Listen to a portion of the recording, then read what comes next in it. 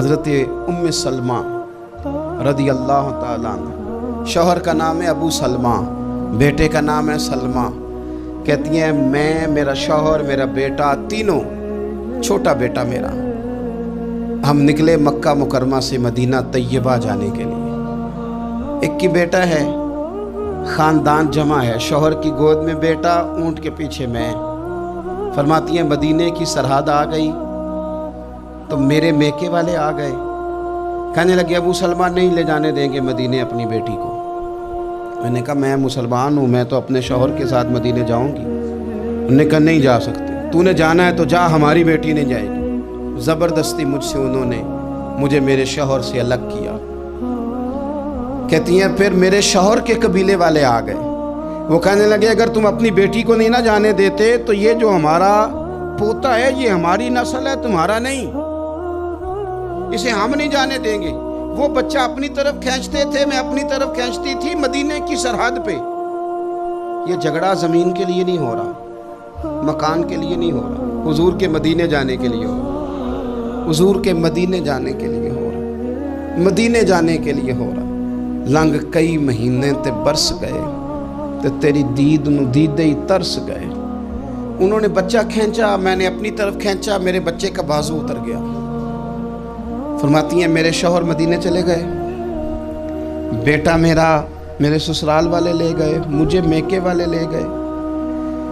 آج بھی کچھ سیانے بندے کہتے ہیں اس کو نکال دو اور بچے چھین لو۔ ان کا بھی خیال تھا کہ بیٹا لے جائیں گے نا تو ابو سلمہ بھی مدینے سے واپس آ جائے گا، یہ بھی واپس آ جائے گا۔ او یار، اتنا بڑا بھی ظالم کوئی نہیں ہوگا جو ماں باپ سے بچے جدا کرے۔ فرماتی ہیں کہ وہ لے گئے چھین کے، میں میکے چلی گئی۔ لوگ روٹی کھاتے تھے، میرے حلق سے نہیں گزرتی تھی۔ زمانہ سویا کرتا تھا، میں سو نہیں پاتی تھی۔ بیٹا کہاں، شوہر کہاں، میں کہاں۔ ام سلمہ کتنی دیر تکلیف کاٹی؟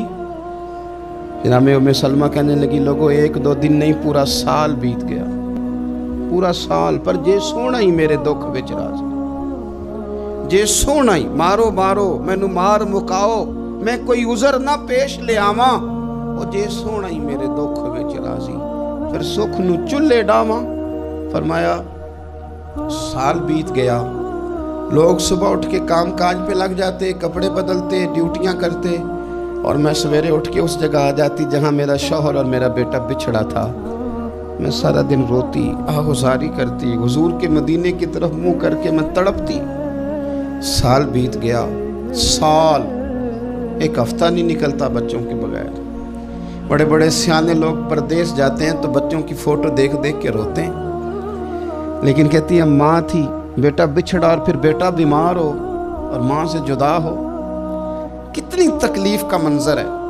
آپ فرماتی ہیں کہ ایک سال بیت گیا اور میں نے کسی کی منت نہیں کی، میں نے کوئی شکوہ نہیں کیا، اس لیے کہ جس حال میں رب و رسول رکھے۔ یہ حوصلہ، یہ صبر، یہ توانائی۔ ایک سال کے بعد میرے چچا کا بیٹا میرے پاس سے گزرا، تڑپتے دیکھ کر کہنے لگا میری بہن تو سارا دن روتی رہتی ہے۔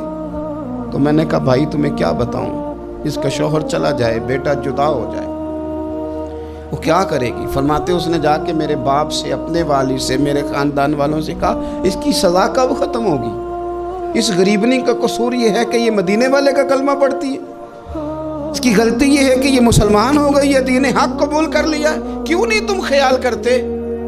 کہتے ان کے دل نرم ہوئے، وہ رضامند ہوئے مجھے مدینے جانے۔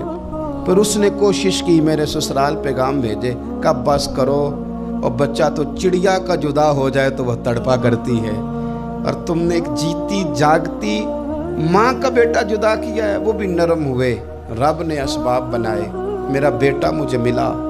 کہنے لگے تو رہ جا، میں نے کہا نہیں، تم مسلمان نہیں ہو، تمہیں پتہ نہیں نا، میں یہاں نہیں رہ سکتی، مجھے مدینے ہی جانا ہے۔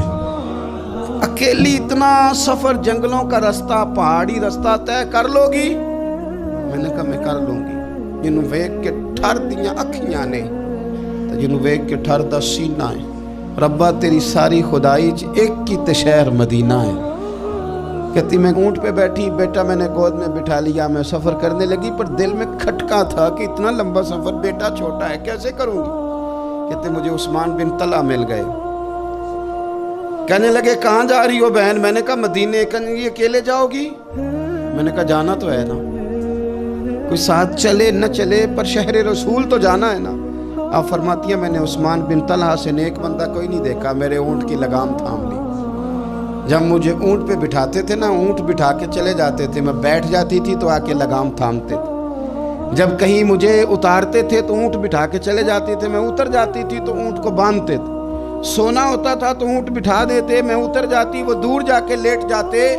فرماتی تھی پھر میرے لیے میرے رب نے اسباب پیدا کیے اور میں مدینہ پہنچی، میں شوہر سے ملی، اور لوگوں میرے نصیب دیکھو، میں رہنے کہاں لگی؟ حضور کے مدینے میں، شہر رسول میں، شہر رہ پائے نظر ہوش میں آ، یہ کوہ نبی ہے۔